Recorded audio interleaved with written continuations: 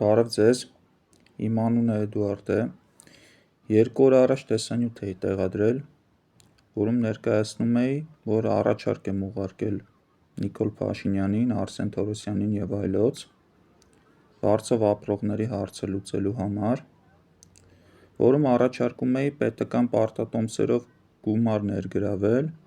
ու համայնքային հողի վրա սարքել շենքեր տուն չունեցող մարդկանց համար, մեկ մարդուն 25-ից 30 քառակուսի բնակ տարածք տրամադրելով, վերանորոգված ու կահավորված,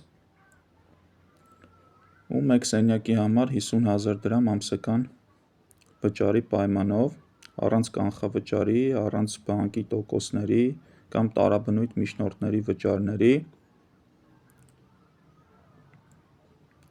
Առաջարկս ավելի մանրամասն նկարագրությունում է, ուրեմն Արսեն Թորոսյանը, սոցիալնախարարը, պատասխանել էր նամակիս, կարդամ, թե ինչ է գրում սոցիալնախարարը. Հարգելի Էդուարդ, տասնյակ հազարավոր մարդիկ իրենց աշխատավարձով հազարավոր, տասնյակ հազարավոր տներ են գնում Հայաստանում աշխատելով և ապրելով, և ես չեմ կարծում, որ միայն ամեն (նկատի է ունեցել ԱՄՆ) կամ այլ երկրներում ապրող մարդիկ են գնում այդ տները, պետությունը ունի տարատեսակ ծրագրեր, կարող եք հետևել և եթե բավարարեք դրանց, նաև օգտվեք պետական ծրագրերից։ Ես էլ պատասխանել եմ, դա էլ կարդամ. Պարոն Թորոսյան, էդ լավ է, որ հազարավոր մարդիկ գնում են տներ, բայց տասնյակ հազարավորներն էլ չեն գնում, աշխատելով հանդերձ։ Ու ի՞նչ,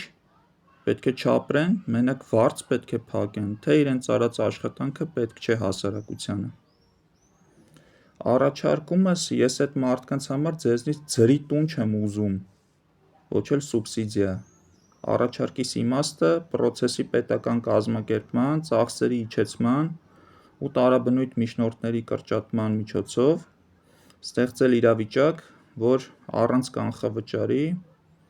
իրենց վարձով մնալու գումարին համարժեք գումար վճարելով, թեկուզ ավելի երկար ժամկետում, մարդիկ կարողանան սեփական տուն ունենան ու իրենց ապագան կապեն Հայաստանի հետ, որ մարդկանց վերջին գույքը զերծ լինի ֆինանսական